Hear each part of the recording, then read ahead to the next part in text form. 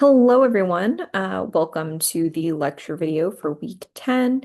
We're going to do some quick review of a few topics. First one, we're working on essay 2, which is the argumentative synthesis essay this week. The prompts, there were six different options for the prompts to select. And the final essay is going to be about 1,000 words. It's about 4 pages double spaced. And it'll be APA format. And we're going to be following these requirements here.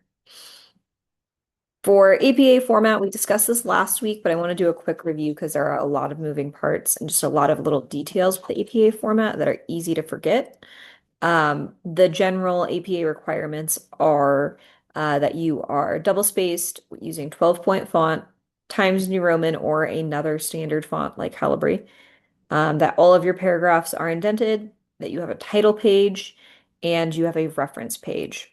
And you will need the reference page for this because you have in-text citations and you are citing sources. There we go. For the title page, this is your setup. You will have your title of the paper, your name, the name of the college, the course name or number, the instructor name, and the due date. I like to conveniently, all of these things are in a little pyramid shape, but the starting from college underneath your name down, you are just narrowing the focus. So at the whole college, you are taking this course, and there might be multiple courses taught by multiple instructors. So then you narrow it down to the due date. For setting up your APA reference page, you are going to title your page references. This will be the last page of your paper. After your essay is done, you will alphabetize your references. You will have this thing called a hanging indent where the first line of the paragraph is unindented and the rest are all pushed in. And then you will double space your lines. If you need assistance with setting up your APA format for each individual source here, I like to use CiteFast, which is on the next slide here. So the APA citations are based on the APA format. So the general format for most articles that you guys will be citing are the author's last name, their first initial, the year, the title of the source, the publisher, or name of the website, and then you can provide a link or URL. I have an example for a fake source down here, Smith A 2025, how to cite a source, and I like to use the citation generator CiteFast to generate my citations. Now, the other APA review is the in-text citation piece.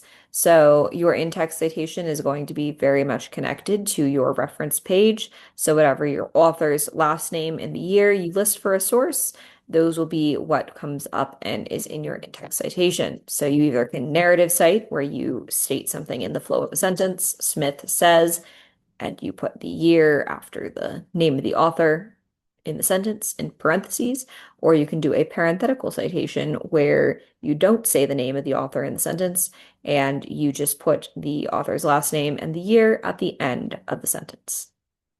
So that's APA format.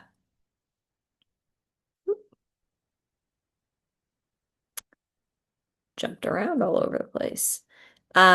Now, the last topic that we're going to talk about is revisions and feedback. I know you guys were able to see the revisions and feedback in week 5 when you guys were revising and working on your final drafts for essay 1, but I want to do a quick review on how to find that feedback. Here is a sample student, test student on Canvas, and you've got the submission. So down here, you can click this little green, or hopefully it's green, because green is good.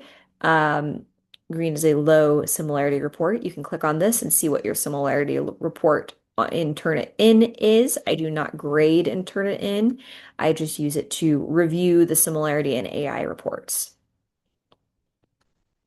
Over here with the view feedback button, You can click on this. You will have a little dot next to it when there is feedback on there, and I leave comments and notes directly on your draft. Uh, you can click up here and see the rubric. I also will leave notes on the rubric, just for very specific reasons why maybe I took off points. The comments and feedback on the view feedback button, those are more specifically just general, like corrections and feedback, whereas the rubric has the grading notes.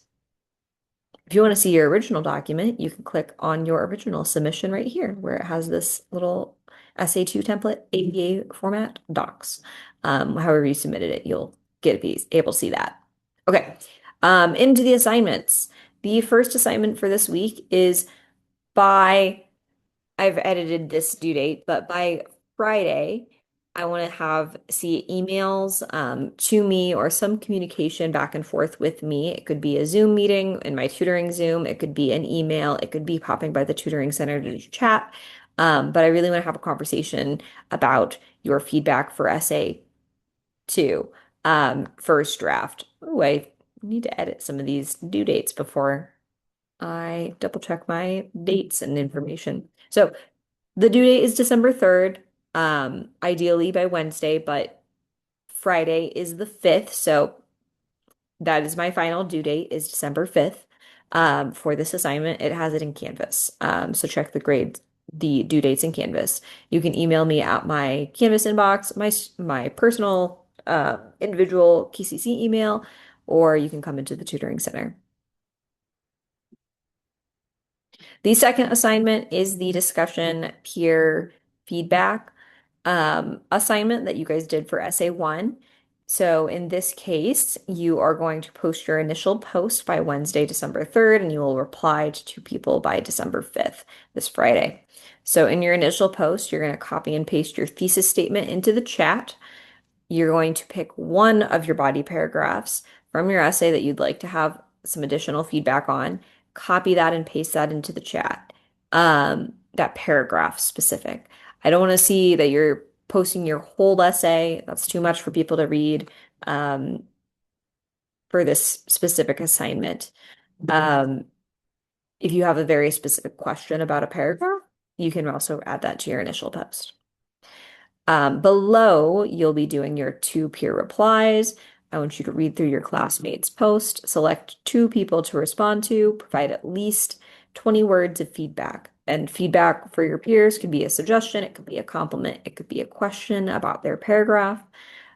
Try and focus on the flow of the paragraph and consider how the paragraph follows the axis or hamburger format.